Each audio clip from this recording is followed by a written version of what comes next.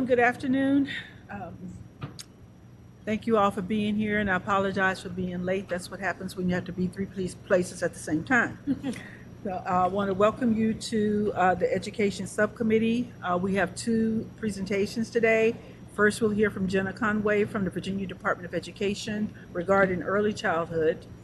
Then we'll hear from President Taylor Reevely of Longwood University. Taylor will speak on behalf of the Council of Presidents.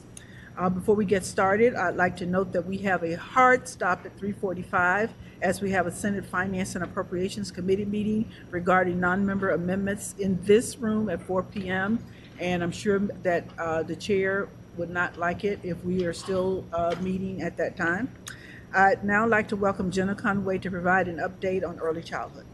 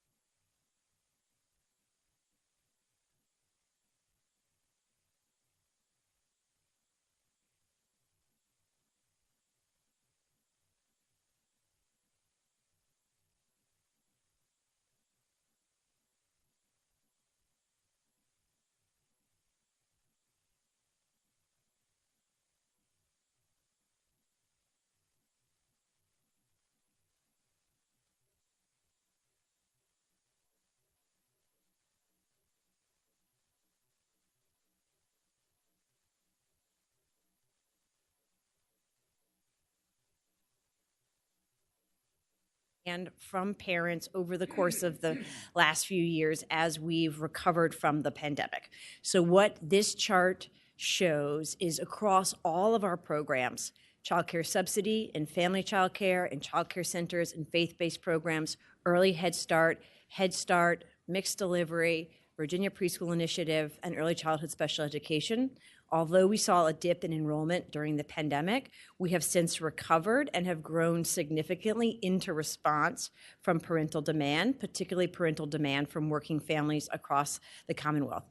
What this means is, as we stand here today, that we've seen a 51% increase in enrollment as of this fall compared to pre-pandemic. We know that this growth is also connected to employment. So this is a complicated graph, but basically what it shows is that there's a positive and statistically significant correlation between our communities that have a number of early childhood options and they have higher rates of employment.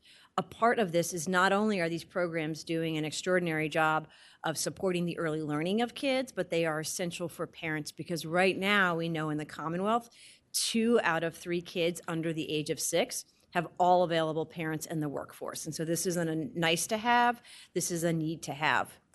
And then lastly, a key statistic before we jump into building blocks is that we also are at full scale with VQB5, which is our statewide system for measuring the quality across all of our publicly funded classrooms in schools, classrooms in childcare, classrooms in Head Start, classrooms in family childcare. As part of that, to help address teacher turnover in childcare, Virginia has been leading the nation in a direct-to-childcare teacher initiative that provides an incentive of up to $3,000 to childcare teachers for staying. This is important in terms of improving quality, but it's also key because we need all of these adults to be able to serve all of the children of the working families. So you see here, we're now up to just under 17,000 childcare teachers across the Commonwealth who will receive up to $41 million in these direct incentives. A national study, an outside research done on this showed that Virginia's unique incentive helped cut turnover in half across childcare teachers. With these statistics in mind, let me share the key principles behind building blocks for Virginia's family. First and foremost, if you think about the growth that we just saw on that graph, we know that there's tremendous demand for our public-private parent choice system. I think, Senator Lucas, you've heard me say this before, there's no greater act of trust than putting your very young child in our care and education system. And more parents, more working parents than ever before in the Commonwealth are trusting our slots. They want choice, whether that's they want to be able to choose early Head Start or Head Start in our schools or our child care settings. And what Building Blocks for Virginia Families does is sustain every slot that's funded as of today. We no longer will have access to those federal relief dollars, and so we will have to make up the difference with a significant state investment. But for mixed delivery, for child care subsidy, for Virginia Preschool Initiative, as I'll share in a moment with the numbers and the data, sustaining all of the slots is the single most important component of Building Blocks for Virginia Families. We also make sure that we maximize all available local, state, and federal funding, and I'll talk more about that, but one of the key things we do is we make sure that every single Head Start dollar, for instance, is put to good use, right? So parents are making sure we take that out of the VPI formula at the outset. We're making sure that families, we're maximizing those dollars so that every possible Head Start slot or early Head Start slot is offered. We keep those dollars in the Commonwealth. Similarly, we'll talk about using some ARPA dollars or American Rescue Plan dollars of the state and local dollars that weren't used by localities, but using those to support childcare. You'll hear us talk about the importance of measuring unmet parent demand. So, for years, Head Start has required programs to make sure that they have wait lists, to understand not only who the programs are serving, but who also is interested in those programs. And the language across Building Blocks would make sure that we're maintaining wait lists across programs to better understand parental demand and preferences. Prioritizing attendance across these programs. Again, Head Start has been a model of this, but making sure that we are, for the scarce public dollars, supporting families, making sure we're addressing the barriers to attendance, because we know that if we can get kids to childcare and preschool, that it is building sound routines, and it translates into better academic and social emotional outcomes and attendance in elementary school and beyond. Building Blocks calls on ensuring that families are invested and contributing with parental contributions and making sure that families are working, going to school, or actively looking for work, and then really looking at innovations. How can we get shared contributions from businesses, from philanthropy, from communities, local government, to help address the high cost of early childhood care and education? And an innovative capital incentives fund to help address childcare deserts or areas in the state that there's simply not enough childcare supply. There are several items throughout this. I'll go fairly quickly through those, but just want to make sure I know that you've sort of across those concepts that we can then crosswalk where they are in the budget. So as I noted before, the single largest investment is a direct state general fund investment in the child care subsidy program to the tune of about $173 million in fiscal year 25 and just over $237 million in fiscal year 26. And this is in response to the significant growth in demand from parents over the last 2 years. The governor's budget also includes, in order to maximize federal funding, another $39 million in ARPA state and local fiscal recovery fund dollars. There's also here a proposal for a digital wallet, which would enable multiple entities to support families to cover the cost of childcare. And I'll talk more about that in a moment. There's some language changes in 117 that relate to the child care subsidy program. The key ones here is, again, it would sustain every slot, but call on us to cap the number of slots, and you'll see this in my data in a moment, that we have statewide, divide that jurisdictionally based on parental demand, and then if there are more families that want these services than are available, to maintain wait lists to capture that demand. And in any dollars that were not used this year, we would roll over into the next year. For more detail on the digital wallet, this is a unique innovation. We've heard through the Early Childhood Commission that involved you, Senator Locke, over the course of the summer and fall, heard about we need to get more groups involved. We need to get employers. We need to get philanthropy. It's going to take a village in order to support all of our families to arrange for their care and afford their care and education needs. And so the proposal here is to build the technological platform, a digital wallet for families, so that it would make it easier for their employers to contribute. It would make it easier for community foundations or philanthropy to contribute. And then we would sort of make sure that this becomes a tool that also helps connect all the data, the health, safety, and learning data we have about these sites so that families can navigate. They can look up their zip code, they can find the information about the program, and then they can direct the dollars to the program. The state funds here would be used to set up the system. They would not go directly to families, but this would kind of help us create these accounts for all families and work closely with our ready regions, with our public-private partners to implement or pilot and scale these. And this is not a replacement for the current funding mechanisms for mixed delivery, child care subsidy, or VPI. But this is an innovation to figure out, can we bring in additional private dollars to support this very important system? Item 124 is mixed delivery. So when you thought about that chart and that growth, we've had significant growth in demand for mixed delivery over recent years. This is full day, full year preschool, for the most part, in private settings. We were able to use COVID relief dollars over the course of the last biennium to grow from a program that was just under $10 million to one that is now a $37 million program. And so this would sustain the 2,500 slots that we currently serve over the course of the biennium. Item 125 is the Virginia Preschool Initiative, and this is rather complicated, so I'll take a deep breath, but a couple of important shifts here. So the first is the overall per pupil amount has gone up in response to this body, which called on us to re-benchmark Virginia Preschool Initiative. So that's to take the actual cost of VPI and use those to then set the rate going forward. Represents an increase, or reflects an increase in 19% per pupil when compared to the prior biennium. In addition, we ran the numbers and looked at what we thought the actuals would be. So the dollars here reflect what we think the actual service levels will be when we look at prior parental demand and usage across our 131 school divisions. As I'll talk about in a moment, one of the things that folks have asked us are, well, is this a reduction in investment in VPI when you look at the initial budget numbers in the prior years?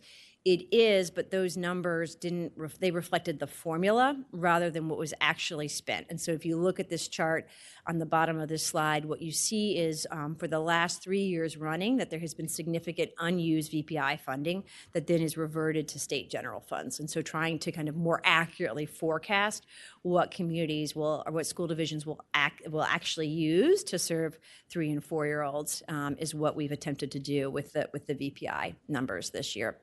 And our current guess and our estimate, will show that we think that we'll serve about 24,000 children in VPI, and we have a healthy cushion above that budgeted in SB 30 and HB 30. Key language changes for both mixed delivery and the Virginia Preschool Initiative.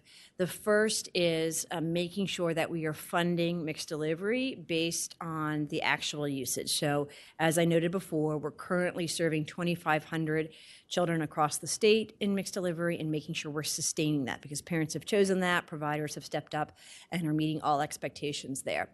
And if there are unused funds, that we would have the ability to allocate them to programs where there are increased demand. We would also ask all of our mixed delivery grantees to track unmet demand. So we know each year that more families are interested in mixed delivery than may be available, but asking them to track that so we can bring that data back to this body, which is to say we serve 2,500 kids, but maybe 500 more kids and families were eligible and were interested in this programming. And this budget language would also create some consistency and expectations across mixed delivery and child care subsidies. So establishing attendance requirements in order to ensure that kids are able to come, and we're reducing barriers, adding parental activity requirements that are similar to child care subsidy, which would be a work, school, or time-limited job search requirements, and then asking parents to contribute a reasonable amount with, on a sliding scale, the co-payments similar to what is offered by child care subsidy. And again, for VPI, the key piece, the couple of key language changes here. One is more transparency about how we calculate these numbers based on actuals, so actually requiring the department to report a non-participation rate. So really to sort of we have the formula, which is codified in law, which says look at the number of kindergartners, take out the number of Head Start 4-year-olds that are currently served, and those are the slots. But that number, which is roughly 29,000, is far greater than we think the children that will actually be served each year, which will be closer to 24,000. So just forcing the department to work more closely with DPB to be transparent about that. It would also strike the language capping the local composite index so that for school divisions would pay the same share that they pay for K-12 for VPI, and requiring VPI to also maintain a wait list so we can have a sense of unmet parental demand. For the record, for at least the last 3 years, the state has been able, thanks to the flexibility provided in the prior budget, to meet every slot that was requested by our school divisions via VPI. This provides a little bit of detail on the Early Learning Capital Incentives Fund. This would be a partnership with DHCD, so Housing and Community Development, SHEV, and VDOE, joint guidelines up to $25 million to really one-time funding. One of the challenges that came up during the pandemic is that we had significant relief funding, but it was all restricted. None of it could be used to make significant renovations. And so we have places in the state where you might have an old school building or a government building or a space on a college campus that needs some construction in order to be able to be used for childcare, but there's not a source to pay for this. So we would run a competitive process that would take applications from local government and higher education, and prioritizing need, looking at where there are childcare deserts, looking at sustainable business models, and then really focus on retrofitting rather than building an entire childcare center from the ground up, but where we could find some spaces that exist, potentially find an operator, and make sure that we're opening more slots, because as we've heard from many of you, your constituents say there's still just not enough childcare in the Commonwealth. And then lastly, item 471 basically enables the governor to transfer any amounts of dollars that are not used by localities through some of the remaining American Rescue Plan dollars. If we start to get close to this obligation deadline of December 30th of this year, it is very easy to obligate dollars towards child care subsidy and to make sure that those dollars go out the door and serve kids and family in Virginia. So this will enable, if there's any kind of leftover dollars, we could de-obligate them, re-obligate them towards child care subsidy, and then make sure that they get spent and that we don't send any dollars back to DC when we hit this deadline next year. I will make sure, I'll just orient you in this chart, and then I'll see if you've got any questions for me. But basically, folks have asked us to share 4 building blocks for Virginia families, what the assumptions are about the numbers, what's funding what, how many kids are served, what's the average copayment per child, what's the cost per child. So we tried to put that in one place here on the chart. The first section of this chart is the Virginia Preschool Initiative. And as you see, we go from, we think we're budgeted right now with last year's caboose for about 25,000 kids. We actually think as of this week, with us getting the numbers in on late enrollment, which goes all the way through December, we'll serve about 23,000 kids this year. And we're budgeted for 25,000, so a nice cushion on what we think will be closer to 24,000. So making sure that there's sufficient dollars for all of the VPI need that is out there. For mixed delivery, as you see here, we're budgeted to serve 25,030 kids in each year of the biennium. It's full day, full year, so a slightly more expensive overall cost. But if you look at the hourly cost, it's actually less because of the amount of hours that are covering. And then you'll notice that there is a reflected copayment for mixed delivery.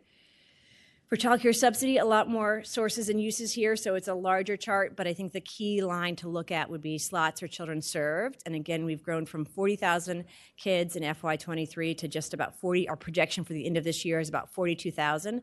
Sustaining that for next year, a little bit of growth in birth to 5 for FY26, and sustaining every slot in the system using a mix of upwards of 6 sources of funding, a combination of state general funds and non-general funds that get you to that overall investment of just under $370 million in FY25 and just under $400 million in FY26. And then wanted to also put for you in one place before opening up to questions all of the policy shifts. I know Senator Locke, we've spoken with you and Senator Lucas before, understanding, okay, what is the current proposal for child care subsidy and what would change? What is the current set of expectations for families on mixed delivery and what would change for VPI as well? So this chart shares each program, income eligibility, dosage, attendance, work requirements, co-payments, and wait lists, and kind of walks you through what would change and what would remain the same. And then lastly, and I'll come back to the policy shifts, just wanted to let you know that we continue to work very closely with our partners at the Department of Social Services, the Virginia Early Childhood Foundation, and the field to expend every dollar that has been allocated to the state for COVID relief. So we've already fully spent 3 of the 4. We have some American Rescue Plan discretionary dollars that we are on track to fully liquidate by September 30th of 2024, and are confident that we can ensure all those dollars are spent and not a single dollar goes back to DC. With that, and then there's one last chart on some of the non-direct services, but I will pause there and see what questions you all might have, as I know we have a hard stop. Any questions, Senator Stewart, Senator Lucas? I think I do have a question, and I think I'm going to ask it of staff because I've heard several members who have a lot of budget amendments tell me that they are relying on the ARPA funds and some of the COVID funds, and I've been telling them that they were long gone. Madam Chair, Senator Lucas, we did have some with the requests with non-general funds, not in the early childhood area. Mm-hmm. And I know when we do a briefing on the amendments, we can provide some more details in terms of which ones are in that. Because everybody's looking for the money, and I haven't found it all yet. That is correct. Madam Chair, Senator Lucas, I think as Jenna mentioned, though, with this program, they are looking to, if there are any funds that have not been obligated with this in other accounts that are eligible, that this will serve as a clearinghouse for those funds so that, as Jenna said, we were not sending any money back to DC.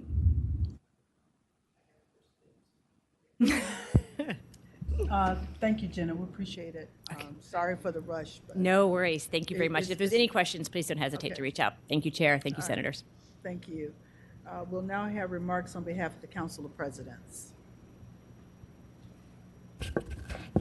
Thank you for being here. Well, it is a delight to be here, as I finagle with the microphone.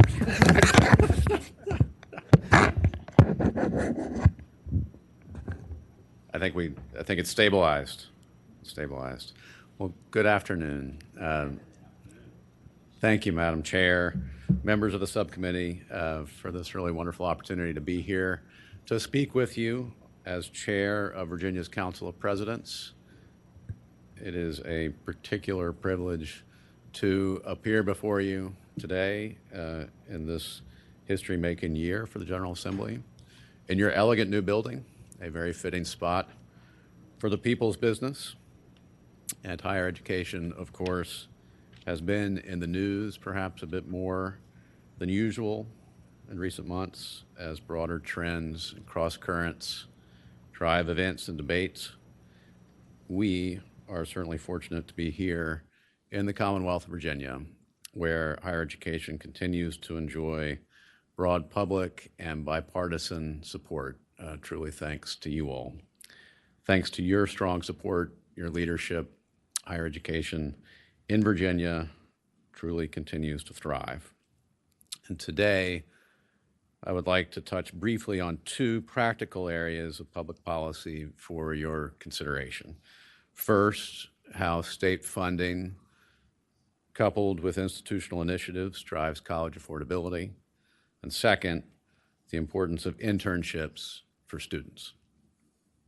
Regarding affordability, all of us have a part to play.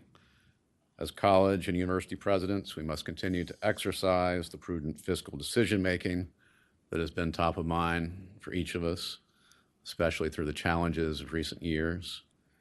A combination of strategic hiring, reducing costs, collaboration, innovation will certainly continue to be imperative. And while Commonwealth support per student is not as competitive as neighboring states, we are heartened by the bipartisan reinvestment in higher education that the General Assembly has undertaken in recent years.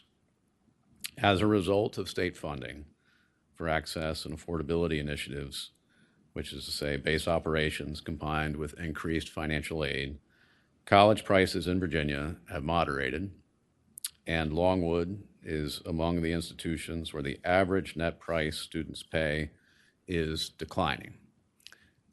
And as we look to the future, we see an opportunity to grow from that position of strength. Base operational support helps offset costs that impact tuition, like the institutional share of salary increases, inflation, other unavoidable cost increases, and support for funding to offset the projected growth in VMSDEP, the Virginia Military Survivors and Dependents Education Program. That would make a meaningful difference too. Certainly an important program, without doubt, but costs have increased dramatically just in recent years, straining budgets. Support similarly for financial aid for low and middle income students makes it possible for students to attend our institutions. Similarly, funding for the Chev Pell Initiative has had significant impact in improving access to higher education through university-specific recruitment and retention initiatives. At Longwood, for instance, increasing the number of Pell-eligible students and improving retention for this group of students has been a forefront focus. And we know that increased funding is working. At Longwood, we now have a freshman class where 34% is Pell eligible, up from 27% last year. The Pell Initiative funding is a powerful way to transform lives and to keep talented students in Virginia. And we certainly hope support for this initiative is continued. Higher education in Virginia certainly faces obstacles and pressures that these priorities can help to address, whether that is combating increasingly aggressive financial aid packages from universities in neighboring states, especially in high-demand fields like healthcare and STEM, or addressing changing dynamics among the college-ready population in high school. We can overcome these obstacles by investing in initiatives that keep Virginia institutions affordable and accessible. Regarding internships, according to recent polling by the Virginia Business Higher Education Council, an overwhelming 93% of Virginians support creating paid internships to help students pay for college and launch their careers. Collaborative policy ideas are coming into focus on this front, and Virginia has an opportunity to take the lead nationally, I truly think. The Commonwealth could lead by giving all students paid work experience and connections to Virginia employers without increasing the time required to obtain a degree. We could lead by establishing campus internship centers that cultivate relationships with employers and place students in work-based learning opportunities. We could lead by providing matching grants for small businesses to hire interns, help cover student expenses. We could lead by developing an online portal for students and employers to connect for internship applications and hiring. Investments like these have historically returned robustly for Virginia.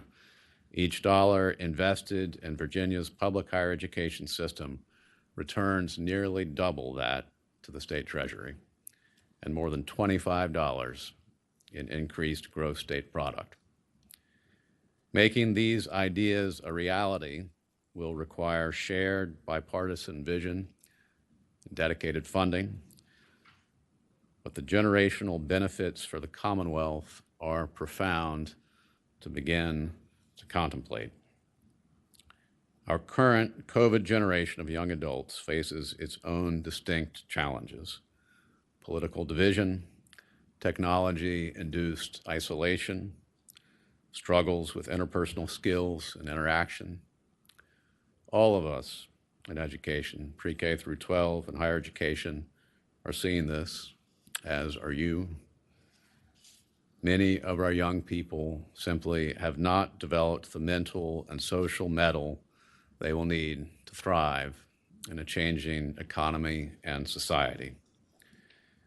For the good of our American experiment in self-government, a republic if you can keep it, and the adage of the founders.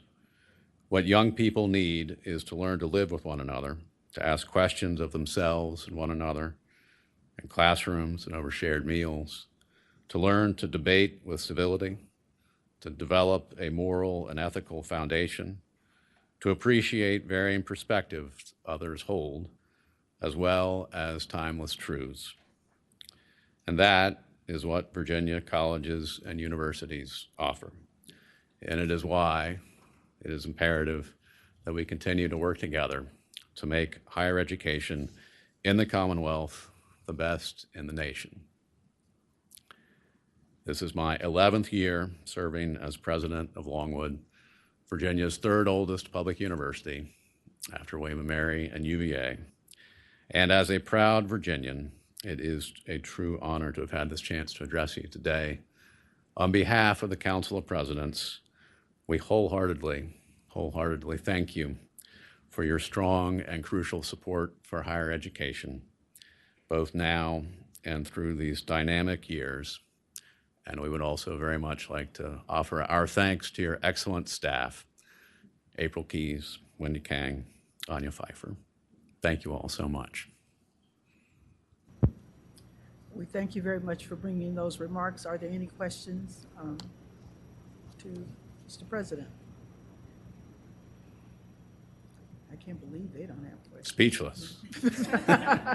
You left them speechless. Yes, Senator Hodgman. Thank you, Mr. President, for sharing the overview and the message from the Council of Presidents. And I know we've all been talking about the enrollment cliff that is heading our way, and I know that is a top of mind concern for so many institutions. I'm thankful that we actually saw enrollments rise in many of our institutions this past academic year, and it looks like it will still be a good trend in the next year as well. But as we consider the potential decrease in college age, traditional age students, can you speak a little bit about what our institutions are looking to do to bring a new kind of student? We know that there are adult learners who are eager to engage in higher education or credentialing, to change jobs, to pursue different careers. What kind of efforts are our institutions making to make that pathway easier for working adults, for individuals who are caring for young children or elderly parents and yet want to engage in higher education? It is a wonderful question, and it is really at the forefront of the Council President's thinking and each institution's thinking, both the demographic challenges that are on the horizon, but also how to address them and how to make sure we're doing right by all citizens and making the various pathways for credentials and degrees as straightforward as they can be. With regards to the pure demographic cliff challenges, one dose of perspective that's been helpful to me is Virginia is comparatively lucky relative to other states, and even in the teeth of the cliff, say a decade from now, enrollment both in K-12 and in higher ed will probably be roughly what it was in the mid-2000s, which is to say not a moment that felt like civilization was poised for precipitous collapse. It'll just be a plateau when so many aspects of society and sectors of society, very much higher education included, are not acclimated to dealing with a plateau. As for how to expand what we do so that it meets people where they are, one aspect of that for sure is graduate enrollment, often online graduate enrollment. That's an area where Longwood has had some success. But another is